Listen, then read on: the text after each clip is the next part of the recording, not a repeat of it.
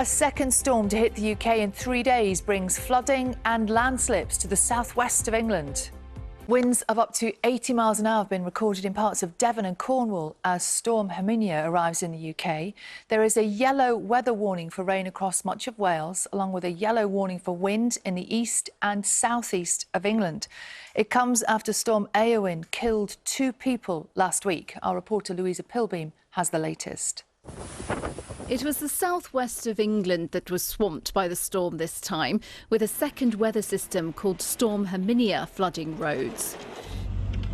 These drivers in Somerset found themselves in danger, and parts of Devon had almost 34 millimetres of rain, accompanied by 82-mile-an-hour winds. This was St Austell in Cornwall. The road's completely washed out, and it's all washing down our drive. The strongest winds in 10 years had already caused severe damage in Scotland, with Storm Eowyn bringing 100-mile-an-hour gusts. This family in Falkirk in Scotland were waiting out the storm in their home when this happened. A teenager in East Ayrshire is the second person to have died after rare red weather warnings were in place. His car was struck by a falling tree.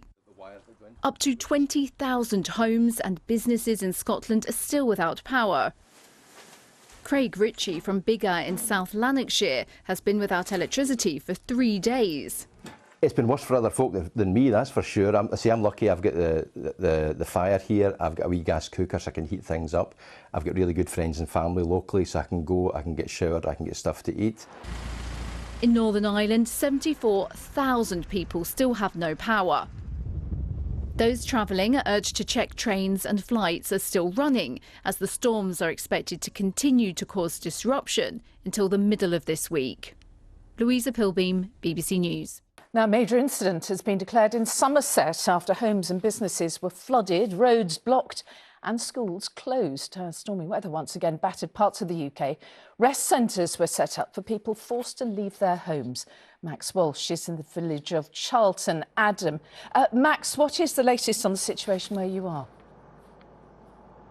Well, the fire service are currently on site. They've been here for several hours. They could be here for another 24 hours to get rid of this huge amount of water which came in late last night. I was speaking to one resident who described the scenes here as a complete nightmare, frightening, scary, as police officers and other emergency services were knocking on people's doors, telling them to pack a bag and get out as quickly as possible. There were 61 people in total, 10 dogs as well, that had to be put into boats, taken across this water, and they were met by the emergency services who ferried them to a local rest centre down the road in Somerton, where the community have been rallying around them, giving them food and hot drinks. But the whole ordeal, they say, has just been completely exhausting. Yet this is just one of several ongoing incidents in Somerset at the moment. As you said earlier this morning, a major incident was declared after the intense rain that we've seen, which led to flash flooding right across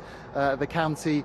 16 schools had to be closed. Roads were basically closed off with flood water, and there were some scenes where people were literally getting into canoes and paddleboards to get around.